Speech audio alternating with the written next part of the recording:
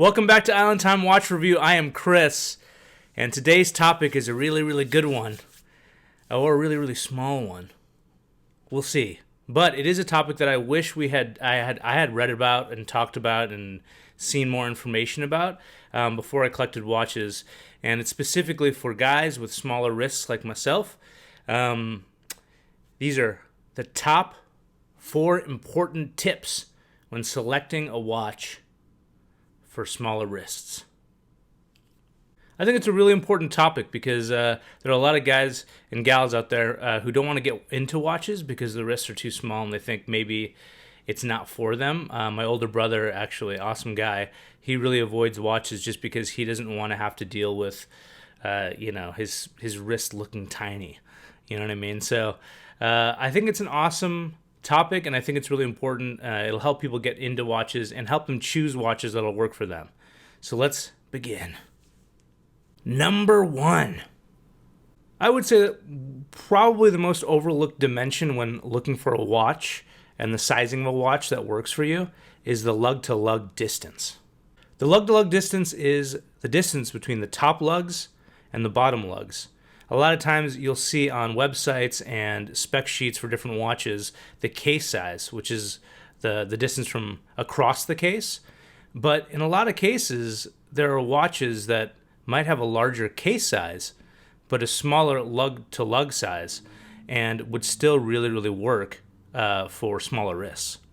A great example here is the Seiko Turtle. This is the SPR775. It has a case size of 45 millimeters, so that's pretty large, and would probably turn off a lot of folks, especially with smaller wrists. I have a 6¼ inch wrist, and normally I wouldn't even be looking at watches around that size. But the lug-to-lug is 47.5 millimeters, so it actually ends up working. I mean, I have some watches that are much smaller, have a much smaller case size, but are a larger lug-to-lug size. So let's go ahead and compare that actually to my Helson Sharkdiver. That is a 40 millimeter case, and actually the lug-to-lug is bigger. It's 49.5 millimeters. So technically, they both kind of have this bigger wrist presence, but they still work on a wrist size of, a 6¼ inch wrist size, a smaller wrist size. So really take into account the lug-to-lug size. I think it's definitely one of the most overlooked dimensions, and would have really helped me when I was choosing watches. When I first started, I was just looking at normal case sizing, but I didn't realize that these larger case watches are actually still wearable for me, really just based on the lug-to-lug distance. Number 2. The shape of the lugs can really affect the wearability of a watch. When lugs taper down and hug the wrist better, they wear a lot better, especially for folks with smaller wrists. I have a Damasko DS30 Windup edition, and as you can see, the lugs taper downward. When you compare that to the Hamilton Khaki Field Mechanical, the lugs of that watch actually just go straight out. So in a lot of ways, they might look similar on the wrist, but I find that the Damasko wears a lot easier and better on me because those lugs dip down. So pay attention to the shape of the lugs when looking at different watches, especially if you have a smaller wrist. That really affects the way a watch wears.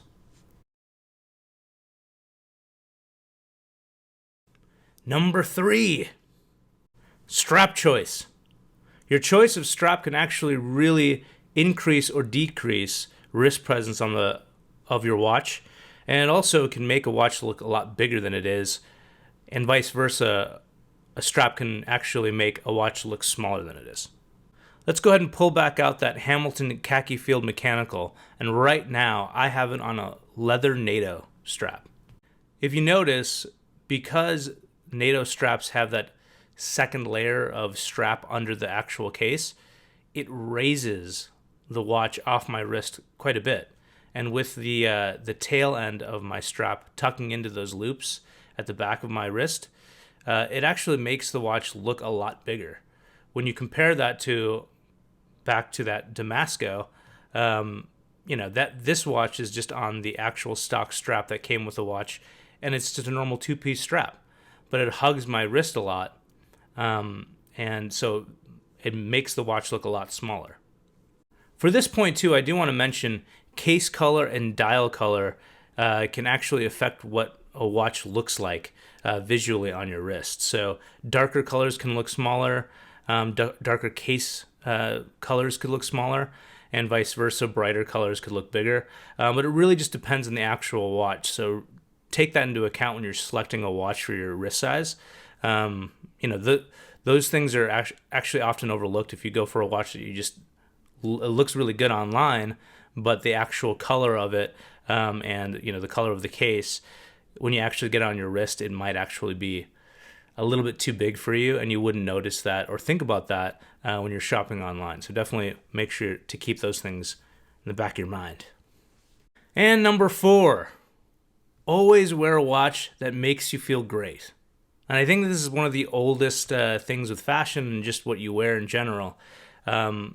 People can tell if you're uncomfortable, and if you wear a watch, even if it's a bigger watch, but you feel comfortable in it and you wear it well and you're relaxed, a bigger watch can really work for you. I have some watches that, like that Seiko Turtle, that are 45 millimeter cases, but because I love the shape of the case and I love the dial, and it gives me that feeling when I wear it, that happy feeling inside when I wear it, it's totally cool, I do prefer watches that are smaller, around the 38 millimeter case size, and lug to lug distances maybe between 45 to 47-ish.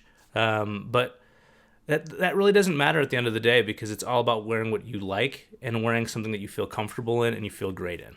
That's it for this video, guys. Thanks for watching. If you guys have any questions or comments, go ahead and leave them down below. And if you enjoy this, please like and share, and don't forget to subscribe. I'll catch you guys next time.